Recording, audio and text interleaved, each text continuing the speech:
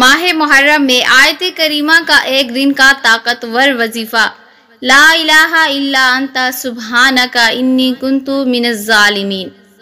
انشاءاللہ ماہ محرم میں خوشخبری مل جائے گی، بے شک معجزہ دیکھ لو حیران ہو جاؤ گے۔ بسم اللہ الرحمن الرحیم۔ محترم ناظرین، ماہ محرم کی عظمت، قرآن اور محرم۔ یقیناً محرم الحرام کا مہینہ عظمت والا اور بابرکت مہینہ ہے۔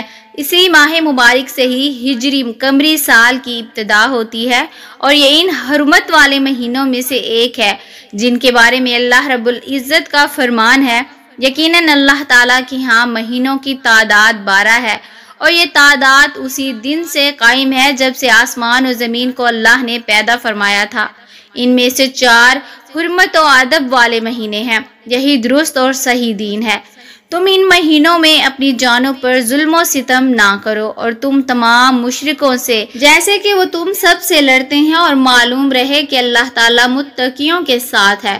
اور ابو بکر رضی اللہ عنہ بیان کرتے ہیں کہ نبی کریم صلی اللہ علیہ وسلم نے فرمایا، سال کے 12 مہینے ہیں جن میں سے 4 حرمت والے ہیں، 3 تو مسلسل ہیں، ذوالقعدہ، ذوالحجہ اور محرم، اور جمادی اور شعبان کے مابین رجب کا مہینہ جسے رجب مضر کہا جاتا ہے۔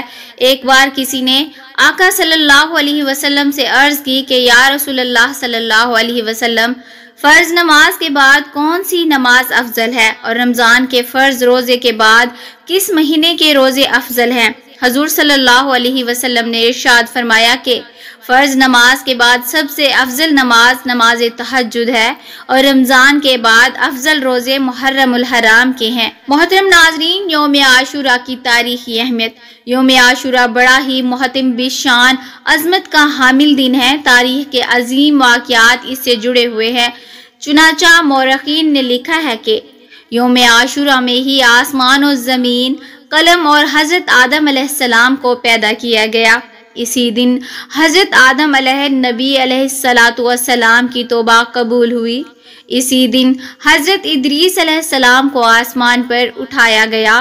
اسی دن حضرت نوح علیہ السلام کی کشتی ہولناک سیلاب سے محفوظ ہو کر کوہ جودی پر لنگر انداز ہوئی۔ اسی دن حضرت ابراہیم علیہ السلام کو خلیل اللہ بنایا گیا اور ان پر آگے گلے گلزار ہوئی۔ اسی دن حضرت اسماعیل علیہ السلام کی پیدائش ہوئی۔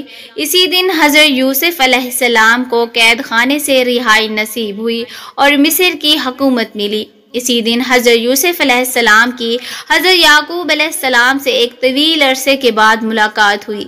اسی دن حضرت موسیٰ علیہ السلام اور ان کی قوم بنی اسرائیل کو فرعون کے ظلم و استبداد سے نجات حاصل ہوئی۔ اسی دن حضرت موسیٰ علیہ السلام پر تورات نازل ہوئی۔ اسی دن حضرت سلیمان علیہ السلام کو بادشاہت واپس ملی۔ اسی دن حضرت ایوب علیہ السلام کو سخت بیماری سے شفا نصیب ہوئی۔ اسی دن حضرت یونس علیہ السلام 40 روز مچھلی کے پیٹ میں رہنے کے بعد نکالے گئے۔ اسی دن حضرت یونس علیہ السلام کی قوم کی توبہ قبول ہوئی اور ان کے اوپر سے عذاب ٹلا۔ اسی دن حضرت عیسیٰ علیہ السلام کی پیدائش ہوئی اور اسی دن حضرت عیسیٰ علیہ السلام کو یہودیوں کے شر سے نجات دلا کر آسمان پر اٹھایا گیا۔ اسی دن دنیا میں پہلی بار انہیں رحمت نازل ہوئی۔ اسی دن قریش خانہ کعبہ پر نیا غلاف ڈالتے تھے۔ اسی دن حضور اکرم صلی اللہ علیہ وسلم نے حضرت خدیجہ الکبریٰ رضی اللہ عنہ سے نکاح فرمایا۔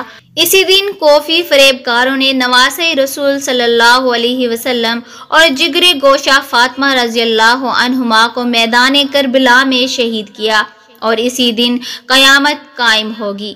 محترم ناظرین، یوم عاشورہ کی فضیلت مذکورہ بالا واقعات سے تو یوں عاشورہ کی خصوصی اہمیت کا پتہ چلتا ہی ہے۔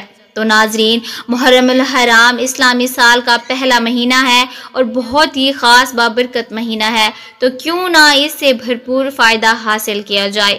تو آج کا جو وظیفہ ہے، یقین کیجئے صرف ایک بار کر لیں، آپ کی زندگی بدل جائے گی۔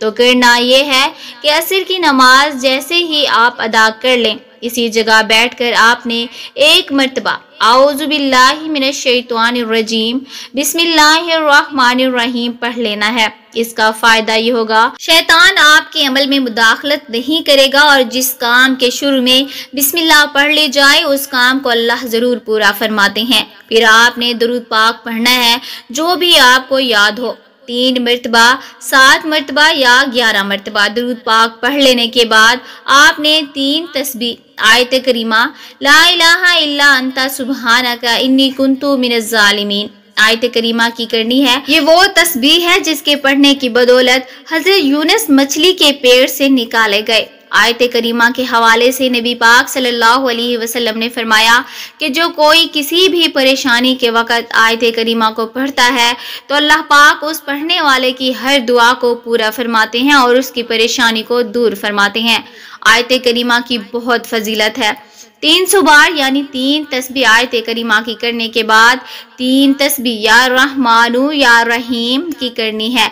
इसके बाद दुरूद पाक पढ़कर रो रो कर गिड़गिड़ा कर अल्लाह से इस बाबरकत महीने में आप सल्लल्लाहु अलैहि वसल्लम के वसीले से जो दुआ भी मांगेंगे पूरी होगी इंशाअल्लाह। मोहतरम नाज़रीन, अल्लाह तबारक व तआला हमारी तमाम जायज़ हाजात को पूरा फरमाए और हमारे कबीरा सगीरा गुनाह माफ़ फरमाए। आमीन या रब्बुल आलमीन। मुअज़्ज़िज़ नाज़रीन, कमेंट बॉक्स में अल्लाह के 99 नामों में से एक नाम ज़रूर टाइप करें।